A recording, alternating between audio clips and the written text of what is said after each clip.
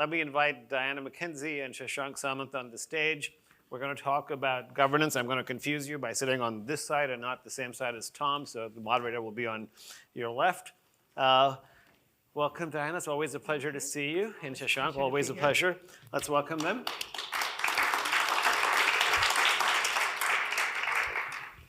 So both of them, Diana and Shashank, have long careers in tech and now sit on a variety of boards. So let me just get some context going here. Diana, I'll start with you. Tell us a little bit about your career trajectory, and let's just start with your C-level roles. We don't want to know where you went to school. It was a dark and stormy night. No, so I spent 30 years of my career in life sciences. The last role I had was as the CIO at Amgen.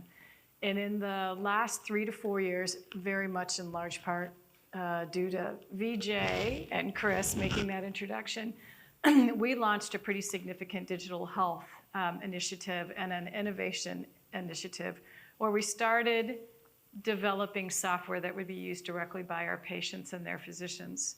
2 things happened.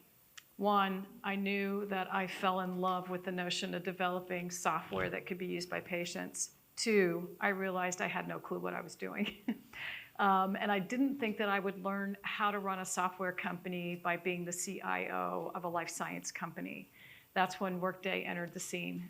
They offered me a position as the CIO of Workday, the first CIO.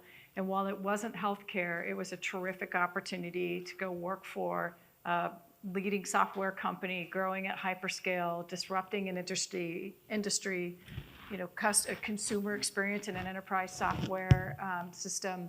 And I learned a lot about how software companies work, which I then subsequently took with me to what I call my pivot to a portfolio life, which is a combination of working on boards, ideally in the healthcare life sciences space, doing advising for a private equity firm, and then investing and advising for a number of healthcare startups. Shashank, same question to you. Good morning, everyone. And Vijay, thank you for inviting for the second time on the podium in 2 different roles. Yes. I'm 33 years in technology R&D, and first half of my career is to create the great products, innovative products, great products with IBM and HP. And then I realized I think it's more important to use those products and try to get the business outcomes. I made more money in my life on the latter stage, creating $2 billion companies. Recently, I just exited as a CEO of GlobalLogic, which we built a $1.5 billion company almost in 14 years, bought by Hitachi. My colleagues are sitting over here. And the sole purpose they paid $10 billion for this company is to transform themselves. So it will show actually how urgent the need is of digital transformation. And so is the case, their competition like Siemens and 3M and everybody is doing on that particular side. I started shifting myself from the operating role to board role around 10 years back, starting with their own company. I personally believe that every CEO should sit on the other boards, private and public, because they get a different perspective, why the board asks those questions and what is required from the board, how you can make actually part of your life. I sit on the board of very different companies, Office Depot, which is in office supplies and everything. And increasingly, if you see their video, which they published just 2 days back, they've become a complete software company competing in supply chain now. I sit on the board of Eureka Forbes, which is in the appliance sector. Sit on the board of Rackspace, which a cloud company, and a couple of private equity companies. Fantastic. So diverse experience on the panel here. Shashank, I'm going to go to you next. Tell us about your overall perspective on the landscape of digital transformation. You've helped, obviously, many companies transform as the CEO of GlobalLogic, and even before that, now on boards. What do you see out there? I think I categorize, I was listening to all the discussions from yesterday's, from Jagdeep, and today's discussions. I think I see from a little different lens. I think there are 3 segments of companies. There are digital natives, which are all young software companies, they're software native companies. And they're highly successful. Rather, they forced us to actually think differently. And these are all the way going from Ubers to Airbnb to every single sector has these companies now. These companies are digital natives, they figure it out. They are the software guys who made software guys, not kingmakers, but the king themselves. And those are the companies, their challenge is how to connect with the physical world now. They came from the virtual world, how to connect with the physical world. And those are the areas they increasingly want to partner with many of the players in this particular role. The second set of companies come from the sectors which got disrupted the first, which is like media and financial services and retail, CPG, F&B, these are the companies. You don't have to ask them. They're not asking question of why should I go digital, how should I do it, what. They want to figure out how and how fast I can do it. That's the area there. They already adopted that. They already adjusting their models. They talk the same. Many of you actually on the podium are talking the same language. And the third set of segment of the companies are all the OT players. And this is a massive industry. If you take 18 sectors and 32 industries, which McKenzie calls, right? I think a large portion of that they're not laggards. They're coming to the party later. They can get disrupted so far. And some of those sectors are actually sectors like both the sponsors over here, as well as, if you like Hitachi is like the company which acquired GlobalLogic. Their energy sector, 16 billion. Their automotive sector, 16 billion. They have actually an entire rail sector. They're trying to move from rolling stock to actually consumer. They want to connect to the consumer. And those are the companies, they know that they have to get over there. It's not a question of why, but what is the basic question. And while doing so, you have to understand their dilemma is very big because they want to come from the really physical OT world and try to transfer from OT to IT to IoT to DT. So those are the areas I think they need most of the world. And that will be actually more stress on the talent part, which many of us talked about it over here. Diana, same question to you. What are your thoughts on the landscape of digital transformation? On Well- the 4 boards you're on. Well, I love the categorization of the 3 different types of companies. And just based on what we heard yesterday and today on the podium up here, there's no question in my mind that everybody gets the why. So we can move past the why that every company has to become a software and a data company. I think the next question is the what, which is that it's really now about how. And I think what we heard in the questions today is every company's trying to figure out what their best path to how is.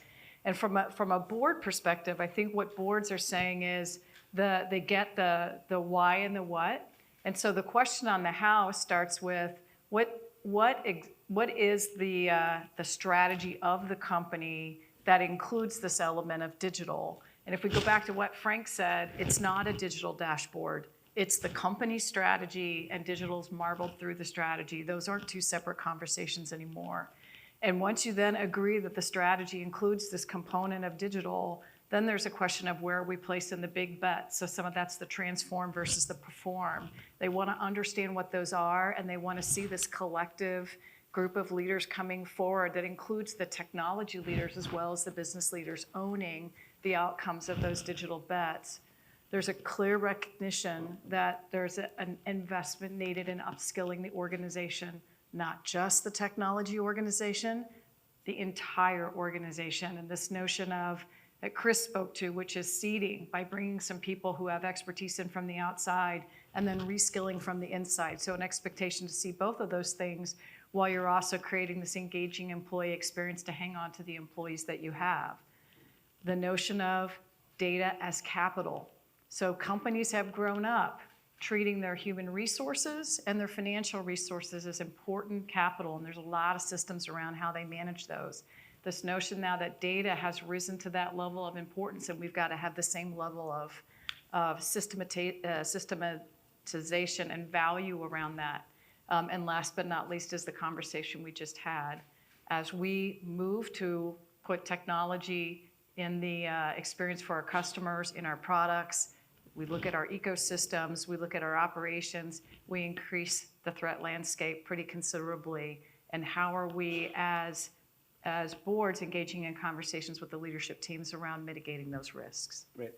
Shashank, over to you. So Diana referred to this, like data is an asset. And so I think one of the big concerns that we've heard mentioned, and I'm sure you've thought about this in your board roles, is how do you sort of change the capital budgeting, sort of the whole way the finance organization within a company looks at, I talked about software as an intangible asset being perhaps one of the most valuable assets you can own, but then data and software are literally sort of the yin and yang of what we do. How do you think, and Jagdeep, he's asked the question earlier too, how do we think about sort of the financial practices? I think it's very interesting. I think this question came a couple of times in discussion today. It takes me back, okay? None of the IT projects ever were on budget. I think KPMG made actually a detailed report, and they published a report for almost 10 years in a row for 2000, 2010. And almost every budget was over there. Look at all the Oracle and SAP and all the implementation. So that is not a new factor for technology. Right. On top of that, today you are trying to solve the problem, which even many CEOs and many CXOs, they do not know the exact problem what they are solving in digital side. Is the exploration and experimentation and the innovation all coming together. So once you are actually trying to figure that problem out, and there are some bets you are going to make, which will be successful, and some will not be successful in that line. We talk agile very easily. Agile, we are always trying to, this is all about is agility. We are trying to talk on the only software development and product management side, but that also has to come in terms of the budgets. We as a company, we are taking so many projects, and some of my colleagues are sitting over here.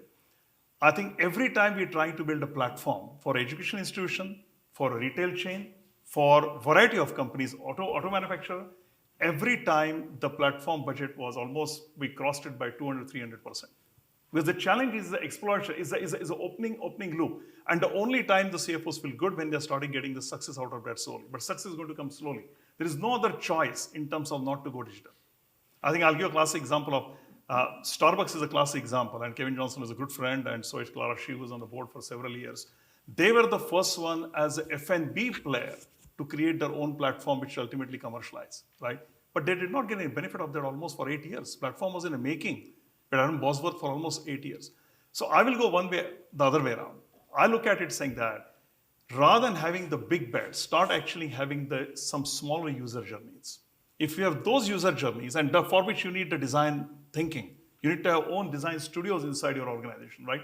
They can sit together, they can start drawing the consumer journeys and start figuring out which plays and what bets we are going to make. A couple of user journeys, like Jagdeep said yesterday, we don't have to actually change the entire landscape. This is going to be, digital transformation is a continuum. Is not a ERP project which is going to get done, which also was over the budget oftentimes. So it's a continuum. You need to get a few user cases which are going to be most impactful for the company, start sponsoring those, and then slowly that budget will build, and so the business outcome will build. Our challenge is oftentimes as a supplier of this is very different. Many times there was a great budget, there was a great platform, there are use cases, but the business did not add up that. And ultimately it went back to the box. So getting business part of that, which is also going to give you the budget, not CFO, that is very important to make digital transformation successful. You know, it's funny, you mentioned the ERP is going over budget. I think that whole phrase CIO, standing for career is over, comes from the ERP days when I probably, more CIOs lost their jobs over an SAP implementation than probably anything else. Diana, back to you on the same theme. So let's move away from finance, but what are the other organizational barriers that you see? Inertia, silos?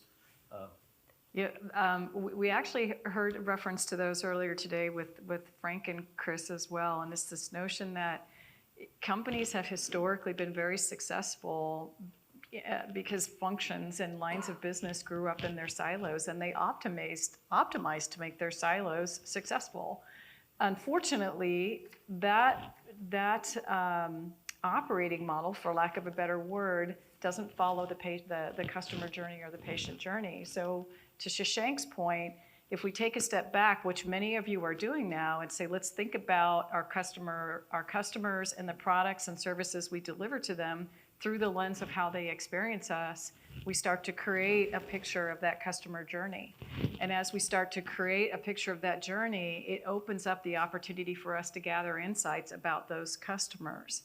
And the interesting thing about those insights is some of that data has historically been locked in a functional silo, but not shared with the function to the left or the function to the right. And that's how reward systems get set up. That's how compensation systems get set up. So a lot of what's changing today is this notion of taking a step back and saying the data has to flow horizontally across our company. As it flows horizontally, we've got to change our practices, our capabilities, our systems, our processes. And we also have to change our reward systems, because it may very well be that one function that was rewarded for doing X before is actually negatively impacting the customer experience, and you have to take something away from that function and give it to another function, but you shouldn't take it away from the leader of that function for playing ball for the entire company. So compensation committees are actually starting to take a look at these performance structures to make sure they're incenting the right kind of teamwork amongst the functional and line of business leaders of the company. I think that's a really, really important dimension, right? Which is, what was that old phrase, which is never bet against somebody who's, if his paycheck depends on it, he's going to not want to understand it.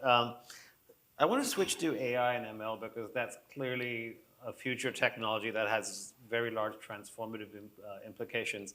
And I've heard from a lot of the speakers and our audience members as we've been planning this conference, that is one of those things that is still hard to understand, hard to get resources for. So everybody sort of buys the language about AI and ML being transformative. From your perspective, sitting on boards, and this is a specific board level question, and Diane, I'll go with you first. What is the level of sort of recognition of what AI really involves, and is the money there? Yeah, so I think the recognition of what it really involves is not there just yet. And I think about it at the board level anyway. I mean, I think about it almost on a similar journey as cybersecurity. If we go back 10 years, cybersecurity was not the top issue with boards. It's really only grown to be a pretty significant risk, one of the top risks, quite frankly, that's being addressed with boards in the last couple of years. I think there's a recognition by boards that companies need to be investing in ML and AI capabilities. And there's no question they're interested in hearing from the management teams where those pilots, if you are being conducted. It was interesting, yesterday, I had an opportunity to listen to Reed Blackburn for 2 hours, talk about a book that he's recently published, which is called Digital Ethics. And what he does is he dials into the ethical challenges that are associated with investments in AI and ML, quantum computing, which came up, AR and VR, and blockchain. All 5 of them really comprising part of your digital ethics real estate. I haven't read the book. I have the book. I plan to read it. But the 2-hour overview that I had an opportunity to see taught me it's worth looking at. Because every single one of those 4 areas is broken down into AI, ML for good, AI, ML for not bad. So the for good, if we go back to Marcelo's talk, and we're using AI, ML to help us understand protein folding structures, that's sort of a for pure good. Like you're just getting more biology, chemistry, science out of that. If you're using it to determine who you're going to give a loan to, who you're going to hire, all of a sudden you've got an ethical dilemma. And so how do all of you and how do your boards get their arms around understanding and assessing the risk? And how do you teach, and I loved the AI Academy idea, how do you teach the people in your organization to understand when you're doing a pure for good or a pure not, for not bad? It's an interesting framework. So Shashank, I'm going to go to you next with sort of, talk to us about sort of the ESG, DI, the institutional shareholder perspective, the political environment. How do you think about that as a board member with all of these external pressures now sort of having to be factored into consideration by the executive teams? I'll give an anecdotal thing from Larry Fink from BlackRock. I think he put it nicely. He's saying it's a $94 trillion economy going to $150 trillion over the next 30 years. And out of 94 trillion, close to 44% is controlled by nature. And he put it nicely in a very kind of footnote kind of level, saying that it's not just because we care about it, but also it's a good business. We are seeing actually in all the big companies we work with, GlobalLogic work with close to around 72% businesses coming out of Fortune 1000. Every company is making as a part that what is your quotient on ESG, and can you measure it? It's not just about, and can you hold you accountable? My submission is that is not anymore a fashion, is actually a necessity, which every company, and it's coming from the board level, but also there is a deep appreciation, not only at the board and CXO, but the Gen X level and Gen Y level and Gen Z level. Because companies like us, our almost close to our median age is around 28. And that generation, Gen Z, cares more about it. And I think when I got in the workforce, it's all about the brand and all about what compensation I'm going to draw. That is not the case today. The challenge with the ESG part is how to measure it. There are a lot of different tools and technologies, but there's no platform anybody has built. Every company is trying to build a platform. Carlyle is trying to build own platform for all their 700 companies. Hitachi is building their own platform. We do not have a unified platform by which we can do that. We have standards like SASBs and all, but we don't have that platform. It is a technology problem actually at this point. It's not about culturally, I think all of us are getting aligned. I think the regulatory wise we are getting aligned. We understand what is required. But I think technology has to step up And there should be certain standards, not at the SASB level, but technology platform level, by which the way actually financial data we exchange, and there are standards, the same way ESG side there are standards. It's easy to say that on the carbon and other areas to say that we are scope 1, 2, and 3. If you start moving from 2 to 3, it's very difficult because your entire ecosystem has to play for that. And the only way to solve that out is actually having the platform approach and actually all the applications built on that and the adoption of that. Dan, I'm going to go back to you. How should boards build these new governance systems then?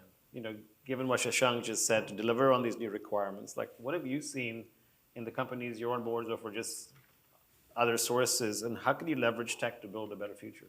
Yeah, I mean, I could support almost 100% what Shashank just said. What boards are trying to do is to make sure they clearly understand their own commitment, the commitment of the company, but also they understand the requirements. And there are stakeholders coming from multiple venues. You know, there are the institutional shareholders that are the ones that help determine whether your stock's going to hold its value or not. There are the proxy advisors, so the ISS and the Glass Lewis, who also weigh in on whether or not you're handling the ESG conversation, the diversity conversation in the right way. And now enter the SEC with the guidance on environmental, on diversity reporting, on cybersecurity reporting, and now even more so on executive pay. All of those requirements that are now coming at companies and their boards require an SAP.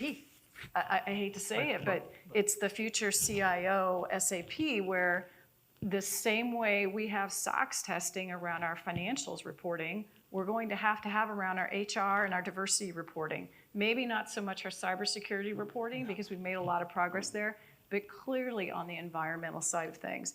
So I do think boards right now are looking for guidance from within the companies on the interpretation of these guidance, and also the technologies that are going to be brought to bear to make it possible to do the reporting.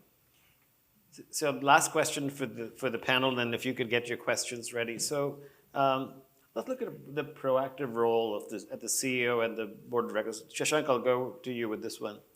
What should boards and CEOs now do? What's the proactive message for this audience? What should you expect from your CEO? I think my belief is, I think the CEO is the only one who can, I always call it, I think I'm a history lover, so he's like a prophet.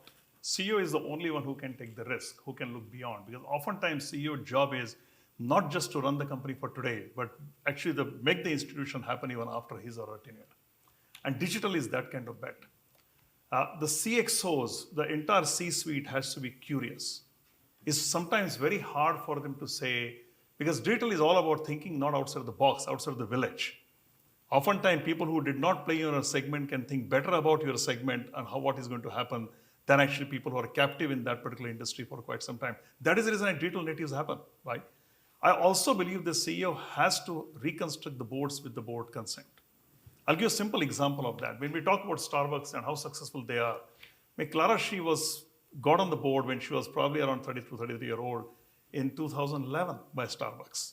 Kevin Johnson came on that board in 2009. He was a tech executive. He was not a coffee guy, right? We have started slowly, actually, many of the boards start waking up to that. When I sit on the two boards, I'm the youngest guy, I'm 55.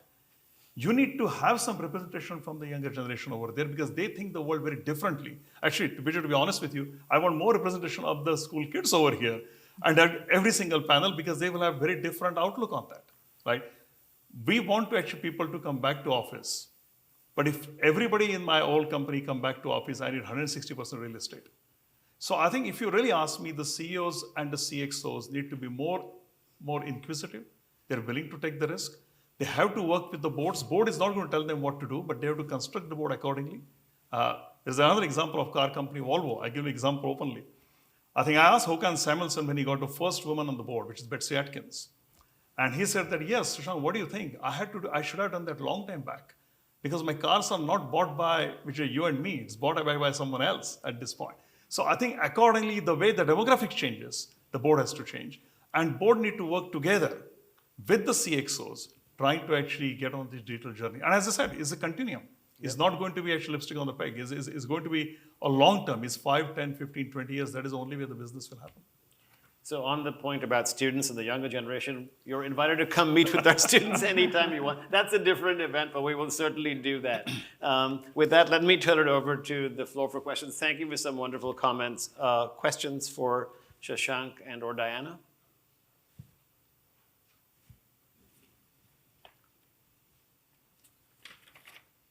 All right. With that, I think we're done. Thank you so much for some really insightful comments.